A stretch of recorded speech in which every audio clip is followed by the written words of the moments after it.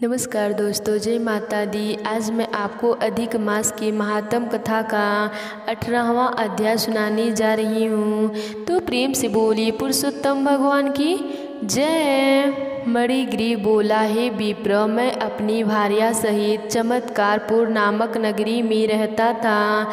मैं धनी, परोपकारी और पवित्र हृदय वाला व्यक्ति था, परंतु इसी प्रकार आगे चलकर एक समय मेरी बुद्धि भ्रष्ट हो गई और मैंने अपने धर्म का पालन करना छोड़ दिया और पर स्त्रीगामी को हो गया और अपेय वस्तुओं, मदिरा आदि का सेवन करने लगा। चोरी, हिंसा आदि करने से मुझे अपने संबंधियों ने त्याग दिया और राजा ने मेरा घर आदि सब मुझसे छीन लिए और जो संपत्ति बची वह बंधुओं ने ले ली। इस तरह सबसे तिरस्कृत होकर मैं इस वन में आ गया और यहाँ निवास कर लिया। यहाँ जीवों की हिंसा करके मैं अपनी पत्नी सहित जीविका चला रहा हूँ। हे दीप्ज, मुझ पाप आत्मा पर दया करो। मेरे पूर्व जन्म कृत सत्कर्मों के फल से आपके इस वन में दर्शन मिले। हे महामुनि, पत्नी सहित मैं आपकी शरण हूँ। कोई ऐसा उपाय बताइए जिससे मैं इस दरिद्र एवं दुख से तुरंत मुक्त हो जाऊँ। उपदेव कहने लगे, हे महाभाग, अतिथि का सत्कार कर। जो कृतार्थ तुमने किया है इससे ही तेरा कल्याण होगा। व्रत, तीर्थ, दान आदि और परिश्रम के बिना ही तेरी दरिद्रता दूर होगी, यह मेरा निश्चय ही कथन है। अब से तृतीय मास पुरुषोत्तम मास होगी, सो तुम अपनी पत्नी सहित पुरुषोत्तम मास की प्रसन्नता के लिए दीपदान करना, जिससे तेरी यह दरिद्रता समूल नाश को प्राप्त होगी। तिल के तेल का दीपदान करना, ईश्वर सुख होने पर घी के दीपों का करना, लेकिन वनवास के इस काल में तेरे लिए इन दोनों में से कुछ भी संभव नहीं है। इससे सरोवर में स्नान करके तू मास भर वन में दीपक जलाकर दान करते रहना। तुम दोनों पति पत्नी को मैंने यही उपदेश दिया है। वेदों में अनेक प्रकार के दान आदि कर्मों का वर्णन है, किंतु वे सभी पुरुषोत्तम मास में दीपदान की 16वीं कला को भी नहीं पहुँच पाते। सारे तीर्थ और सारे के सारे शास्त्र पुरुषोत्तम के दीपक की 16वीं कला के योग्य नहीं। योग्य ज्ञान संख्या सारे मंत्र इस पुरुषोत्तम मास के दीपक की 16वीं कला से भी निम्न है। कृच्छ, चंद्रायण आदि व्रत इसकी समानता नहीं कर सकते। वेदों का पठन पाठन, गया का श्राद्ध, गोमती नदी के तट का वास सभी इसके समान महत्व नहीं रखते। इसी से पुरुषोत्तम मास में दीपदान अवश्य ही करना। मैंने यह तुम्हें दरिद्रता के नाश की युक्ति बतलाई है। हे वत्स, तुम्हारा कल्याण हो, तुम्हारी सेवा से प्रसन्न हो। मैं अब प्रस्थान करना चाहता हूँ। अगस्त जी बोले। इतना कहकर वह श्रेष्ठ विप्र त्रिभुज मुरलीधर भगवान को स्मरण करते हुए प्रयागराज की ओर चल पड़े। दोनों पति पत्नी भी उस उपदेश को आगे तक पहुँचाने के लिए चल पड़े। इसी प्रकार चलते चलते कुछ दिवस बीत गए तो वे दोनों ब्राह्मण से आज्ञा पाकर अपने आश्रम को लौट आए और पुरुषोत्तम भगवान का स्मरण करते हुए भक्ति के साथ 2 मास बीत गए। पुरुषोत्तम मास के प्रारंभ होने पर उन्होंने सावधानी से इंगुली के तेल का दीपक संपूर्ण मास प्रज्वलित किया और व्रत नियम से रहकर उन्होंने संपूर्ण मास व्यतीत किया। श्री उपदेव की कृपा से उनका अंतकरण निर्मल हो गया और उन्होंने परम पवित्र होकर समयानुसार मृत्यु प्राप्त किया और स्वर्ग में जा पहुँचे। वहाँ के सुखों का भोग करने के उपरांत उन्होंने भारत भूमि पर पुनः जन्म प्राप्त किया। यह सब उपदेव की कृपा से हुआ। तुम राजा वीरबाहु के पुत्र चित्रबाहु नाम से प्रसिद्ध वही मणिग्रीव हो। पुरुषोत्तम मास में घी या तेल के तेल का प्रखंड दीपदान करने वाले व्यक्ति के विषय में तो कुछ कहा ही नहीं जा सकता। श्री पुरुषोत्तम के दीपदान के फल के विषय में तनिक भी संशय नहीं किया जाना चाहिए। वाल्मीकि जी बोले, चित्रबाहु, राजा के पूर्व जन्म की इस प्रकार कथा कहकर अगस्त मुनि राजा को हृदय से आशीर्वाद देकर चले गए। दृढ़ कहने लगे, हे मुनि, श्री पुरुषोत्तम मास में व्रत उपवास रखने वाले व्यक्तियों के व्रत की पूर्ति के निमित्त कृपा उद्यापन की विधि भी बतलाइए। वाल्मीकि जी बोले, हे राजन, पुरुषोत्तम मास के कृष्ण पक्ष की चतुर्दशी, नवमी अथवा अष्टमी को उद्यापन करना चाहिए। प्रातः काल उठकर स्नान आदि से पूर्व की सभी क्रियाओं को करने के उपरांत यथा संध्या सामग्री से उद्यापन किया जाए। विष्णु की परम भक्ति करने वाले 30 ब्राह्मणों को संपत्ति भोजन कराया जाए। यदि इतनी सामर्थ्य न हो तो 7 और नहीं तो 5 ब्राह्मणों को ही निमंत्रित कर मन से भोजन करा दिया जाए।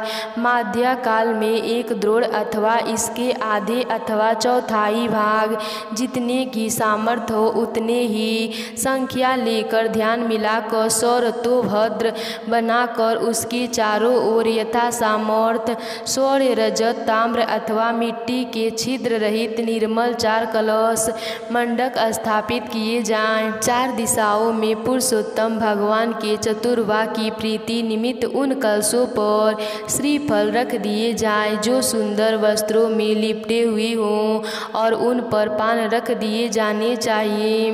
वासुदेव, जलंधर, प्रनोद एवं अनिरुद्ध एवं चारों व्यूहों की 4 मूर्तियां उन कलशों पर प्रतिष्ठित कर दी जाएं। पुरुषोत्तम के व्रत के प्रारंभ में स्थापित की हुई श्री राधे रहित पुरुषोत्तम देव की मूर्ति को कलश के साथ लगाकर सबके माध्य में मंडप में प्रतिष्ठित कर दें। पूजन के निमित्त किसी वेद वेदांग में पारंगत वैष्णव आचार्य ब्राह्मण को ही लेना चाहिए। जप निमित्त 4 ब्राह्मणों को 2-2 वस्त्र एवं मुद्रिका दी जानी चाहिए। वस्त्रभूषणों से आश्चर्य को अलंकृत करके हृदय में प्रसन्न होकर शरीर की शुद्धि के लिए प्रायश्चित करें। उसके बाद पत्नी सहित पहले कही हुई विधि से पूजा करें। चारों ब्राह्मणों 4 व्यूहों का जप करने बैठ जाएं। चारों दिशाओं में 4 अखंड दीप प्रज्वलित कर दिए जाएं और नारियल से अर्घ करने के उपरांत अपनी दोनों जंघाओं को पृथ्वी से स्पर्श कर दोनों हाथों की अंजलि में श्रुति के अनुसार फल फूल तथा पंचरत्न से ले और संपत्तिक भक्ति श्रद्धा एवं मुद्रित मन से श्री हरि भगवान का स्मरण कर अर्घ आदि 16 उपचारों से पूजा करें। कौस्तुभमणि से दीप्तमान वक्ष स्थल वाले श्री पुरुषोत्तम भगवान का ध्यान करके आरती कर साष्टांग प्रणाम करें। श्री वत्स से चिंतित श्री हरि भगवान की वंदना दंडवत करके ब्रह्मा रूप ब्राह्मणों को स्वर्ण के साथ पूरे पात्र देकर आश्चर्य को सानंद यथेष्ट दक्षिणा दें। भक्ति पूर्वक स्त्री सहित आचार्य को वस्त्रभूषण से प्रसन्न करके ऋषि जनों को भी दक्षिणा अर्पित करें। दूध देने वाली सीधी गाय को बच्चे सहित अन्य आभूषणों से सुसज्जित कर जिनकी तांबे से मढ़ी पीठ और सोने से मढ़ी सींग तथा चांदी से मढ़े सुर हो ऐसी गाय को दान करें। घी और तिल के पात्रों का दान करें। महेश तथा गौरी की प्रसन्नता के निमित्त स्त्री पुरुष को पहनने योग्य वस्त्र का दान करें। जूते तथा 8 प्रकार के पद दान करें। यदि सामर्थ्य हो तो वैष्णव ब्राह्मण को श्रीमद् भागवत ग्रंथ की प्रीति आयु को चलायाम है ऐसा विचार करके दान करें। श्रीमद् भागवत साक्षात भगवान का अद्भुत रूप है। जो व्यक्ति इसे दान करता है वह अपने कोटि कुलों का उद्धार करके योगी जनों को दुर्लभ गोलोक में पुष्पक विमान पर चढ़कर वास करता है तथा अप्सराएं उसकी सेवा करती हैं। सहस्त्र कन्याओं के दान, 100 अश्वमेघ यज्ञ, ऋषि युग भूमि, ये तुला दान करना भी श्रीमद् भागवत के ग्रंथ के दान की 16वीं कला की समानता नहीं रखते हैं। इसी से जहाँ तक संभव हो सके स्वर्ण सिंहासन पर वस्त्राभूषणों से सुसज्जित करके उनके हाथों में लड्डू देने चाहिए। उनकी पत्नियों को विद्यान पूर्वक वस्त्रभूषण से अलंकृत कर उन्हें वास की टोकरी दे और द्वार तक ब्राह्मणों के साथ जाकर मंत्रहीन क्रियाहीन ऐसा मंत्र का उच्चारण करते हुए पुरुषोत्तम भगवान से क्षमा मांगे। यस्न स्मृति जेति मंत्र से जगन्नाथ भगवान को नमस्कार कर विधि पूर्वक संपूर्ण कार्य समाप्त कर आनंदित होवें। सबको समान भाव से प्रसाद वितरित कर असत्य न बोलने की प्रतिज्ञा करते हुए सपरिवार भोजन करें। पूर्णिमा को रात्रि जागरण और स्वर्ण के बने राधा कृष्ण की पूजा कर अंत में पत्नी सहित व्रती पुरुष भगवान पुरुषोत्तम को राधिका सहित नमस्कार करें। व्रत के करने से जन्म जन्म के कलेश विपत्तियों और दरिद्र का नाश होता है। इस व्रत के करने वाले की कामनाएं पूर्ण होती हैं और वे विमान में बैठकर वैकुंठ लोक को जाते हैं। आज की कथा यहीं पर समाप्त हुई। तो प्रेम से बोलिए पुरुषोत्तम भगवान की जय। हे श्री कृष्ण भगवान, यह प्राणी जो गर्भवास में आता है वह किस दोष के कारण आता है? हे प्रभु जी, जब यह जन्मता है तब किसको जरा आदि रोग लगते हैं, फिर मृत्यु होती है। हे स्वामी, वह कौन सा कर्म है जिसके करने से प्राणी जन्म मरण से रहित हो जाता है? हे अर्जुन, यह मनुष्य जो है सो अंधा व मूर्ख है जो संसार के साथ प्रीति करता है। यह पदार्थ मैंने पाया है और वह मैं पाऊंगा ऐसा चिंता इस प्राणी के मन से उतरती नहीं। 8 पहर माया को ही मांगता है। इन बातों को करके बार बार जन्मता और मरता है। वह गर्भ विशेष दुख पाता रहता है। हे श्री कृष्ण भगवान, यह मन मंद मस्तक हाथी की भांति है। त्रीड़ा इसकी शक्ति है। यह मन तो 5 इंद्रियों के बस में है। काम, क्रोध, लोभ, मोह और अहंकार, इन 5 में अहंकार बहुत बली है। सो कौन सा बल है जिससे मन बस में हो जाए? हे अर्जुन, यह मन निश्चय ही हाथी की भांति है। त्रीड़ा इसकी शक्ति है। मन 5 इंद्रियों के बस में है। अहंकार इनमें श्रेष्ठ है।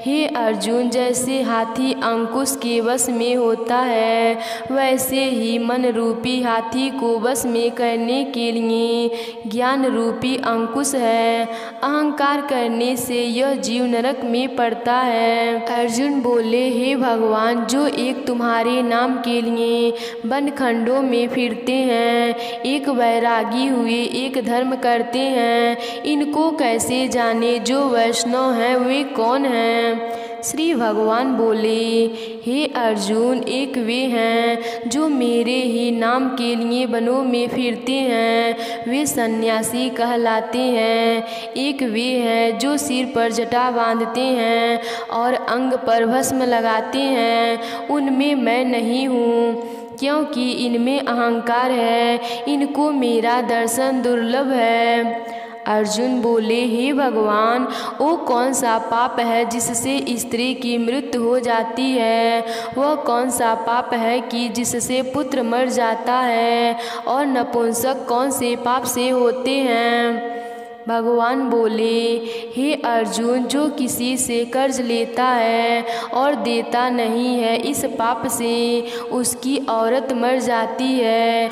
और जो किसी की अमानत रखी हुई वस्तु पचा लेता है, उसके पुत्र मर जाते हैं। जो किसी का कार्य किसी के गोचर आए पड़े और वह जवानी कहे कि मैं तेरा कार्य सबसे पहले कर दूंगा, पर समय आने पर उसका कार्य न करे, इस पाप से नपुंसक होता है। यह बड़े पाप हैं।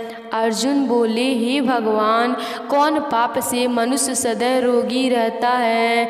किस पाप से गधे का जन्म पाता है, स्त्री का जन्म तथा कटु का जन्म क्यों कर पाता है, और बिल्ली का जन्म किस पाप से होता है? भगवान बोले, हे अर्जुन, जो भी मनुष्य कन्यादान करते हैं और इस दान में मूल्य लेते हैं वे दोषी हैं। वे मनुष्य सदा रोगी रहते हैं। जो विषय विकार के वास्ते मदिरा पान करते हैं वे टटू का जन्म पाते हैं, और जो झूठी गवाही भरते हैं वे औरत का जन्म पाते हैं। जो औरतें रसोई बना के पहले आप भोजन कर लीजिए और पीछे परमेश्वर को अर्धदान करती हैं तो वे बिल्ली का जन्म पाती हैं। और जो मनुष्य अपनी झूठी वस्तु दान करते हैं वे औरत का जन्म पाते हैं। वे गुलाम औरतें होती हैं।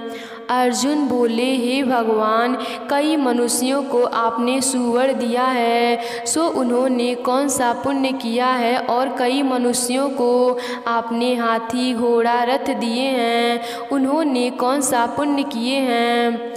भगवान बोले, हे अर्जुन, जिन्होंने स्वर्ग दान किए हैं उनको घोड़े वाहन मिलते हैं। जो परमेश्वर के निमित्त कन्या दान करते हैं सो पुरुष का जन्म पाते हैं। अर्जुन बोले, हे भगवान, जिन पुरुषों के अंदर विचित्र देह है उन्होंने कौन सा पुण्य कार्य किया है? किसी किसी के घर संपत्ति है, कोई विद्वान है, उन्होंने कौन सा पुण्य कर्म किए हैं? भगवान बोले, हे अर्जुन, जिन्होंने अन्नदाता किया है उनका सुंदर स्वरूप है। जिन्होंने विद्या दान किया है वे विद्वान होते हैं। जिन्होंने संतों की सेवा की है वे पुत्रवान होते हैं। अर्जुन बोले, हे भगवान, किसी को धन से प्रीति है, कोई स्त्री से प्रीति करते हैं, इसका क्या कारण है? समझा कर कहिए। श्री भगवान बोले, हे अर्जुन, धन और स्त्री सब नाश रूप है, मेरी भक्ति का नाश नहीं है। अर्जुन बोले, हे भगवान, यह राजपाठ किस धर्म के करने से मिलता है? विद्या कौन सा धर्म करने से मिलती है? श्री भगवान बोले, हे अर्जुन, जो प्राणी काशी में निष्काम भक्ति से तप करते हुए देह त्यागते हैं वे राजा होते हैं, और जो गुरु की सेवा करते हैं वे विद्वान होते हैं। अर्जुन बोले, हे भगवान, किसी को धन अचानक बिना किसी आश्रय से मिलता है, सो उन्होंने कौन सा पुण्य कर्म किए हैं? भगवान बोले, हे अर्जुन, जिन्होंने गुप्त दान किए हैं उनको धन अचानक मिलता है। जिनके परमेश्वर का कार्य और परायर कार्य सवारा है वे मनुष्य रोग से रहित होते हैं। अर्जुन बोले, हे भगवान, कौन से पाप से अमली होते हैं और कौन से पाप से गूंगे होते हैं? कौन से पाप से कुष्ठी होते हैं? भगवान बोले, हे अर्जुन, जो आदमी नीच कुल की स्त्री से गमन करते हैं वो अमली होते हैं। जो गुरु से विद्या पढ़कर मुकर जाते हैं वे गूंगे होते हैं। जिन्होंने गौघात किए हैं वे कुष्ठी होते हैं। अर्जुन बोले, हे भगवान, जिस किसी पुरुष की देह में रक्त का विकार होता है वह किस पाप से होता है और दरिद्र होते हैं? किसी को खड आई होती है और कोई अंधे होते हैं तो कोई पंगु होते हैं, सो कौन से पाप से रहित होते हैं? और कोई स्त्री बाल विधवा होती है तो यह किसी पाप से होती है? श्री भगवान बोले, हे अर्जुन, जो सदा क्रोधवान रहते हैं उन्हें रक्त विकार होता है। जो मलिन रहते हैं वे सदा दरिद्र होते हैं। जो कुकर्मी ब्राह्मण को दान देते हैं उनको खड आई होती है। जो पराई स्त्री को नंगी देखते हैं, गुरु की पत्नी को कुष्ठी दृष्टि से देखते हैं, सो अंधे होते हैं। जिसने गुरु और ब्राह्मण को लात मारी है वे लंगड़ा व पंगु होते हैं। जो औरतें अपने पति को छोड़कर पराये पुरुषों से संग करती हैं सो वह बाल विधवा होती हैं। अर्जुन बोले, हे भगवान, तुम पर ब्रह्म हो, तुमको नमस्कार है। पहले मैं आपको संबंधी जानता था, परंतु अब मैं ईश्वर रूप जानता हूँ। हे पर ब्रह्म, गुरु दीक्षा कैसी होती है सो कृपा करके मुझसे कहिए। श्री भगवान बोले, हे अर्जुन, तुम धन्य हो, तुम्हारे माता पिता भी धन्य हैं जिनके तुम जैसा पुत्र हो। हे अर्जुन, सारे संसार के गुरु जगन्नाथ हैं। विद्या का गुरु काशी, चारों वर्गों का गुरु सन्यासी है। सन्यासी उसको कहते हैं जिसने सबका त्याग करके मेरे विषय में मन लगा लिया है, सो ब्राह्मण जगत गुरु हैं। हे अर्जुन, यह बात ध्यान देकर सुनने की है। गुरु कैसा करें जिसने सब इंद्रियां जीती हो, जिनको सब संसार ईश्वर में नजर आता हो और सब जगत से उदास हो। ऐसा गुरु करें जो परमेश्वर को जानने वाला हो और उस गुरु की पूजा सब तरह से करें।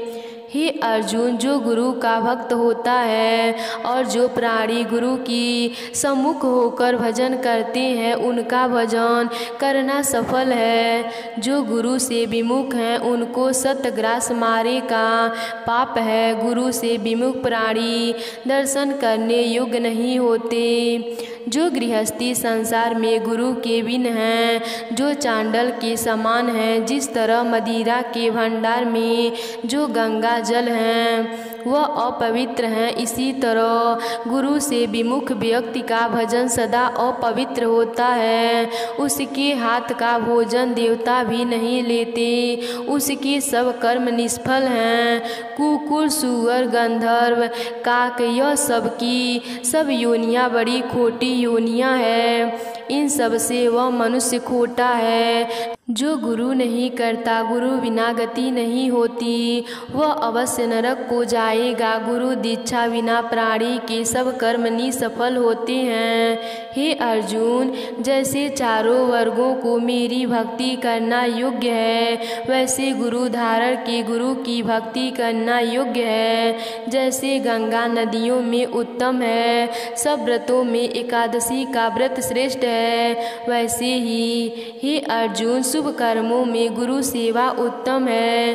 गुरु दीक्षा बिना प्राणी पशु योनि पाता है। जो धर्म भी करता है सो पशु योनि में फल भोगता है। वह 84 योनियों में भ्रमण करता रहता है। अर्जुन बोले, हे श्री कृष्ण भगवान, गुरु दीक्षा क्या होती है? श्री भगवान बोले, हे अर्जुन, धन्य जन्म है उसका जिसने यह प्रश्न किया है। तुम धन्य हो। गुरु दीक्षा के 2 अक्षर हैं, हरि ओम। इन अक्षरों को गुरु कहता है। यह चारों वर्गों को अपनाना श्रेष्ठ है। हे अर्जुन, जो गुरु की सेवा करता है उन पर मेरी प्रसन्नता है। वह 84 योनियों से छूट जाएगा, जन्म मरण से रहित हो नरक नहीं भोगता। जो प्राणी गुरु की सेवा नहीं करता वह 3.5 करोड़ वर्ष तक नरक भोगता है। जो गुरु की सेवा करता है उसको कई अश्वमेघ यज्ञ के पुण्य का फल मिलता है। गुरु की सेवा मेरी सेवा है। हे अर्जुन, हमारे तुम्हारे संवाद को जो प्राणी पढ़ेंगे और सुनेंगे वे गर्भ के दुख से बचेंगे, उनकी 84 योनियां कट जाएंगी। श्री कृष्ण भगवान जी के मुख से अर्जुन ने श्रवण किया है। गुरु दीक्षा लेना उत्तम कर्म है। उसका फल यह है कि नरक की 84 योनियों से जीव बचा रहता है। भगवान बहुत प्रसन्न होते हैं। तो प्रेम से बोलिए श्री कृष्ण भगवान जी की जय।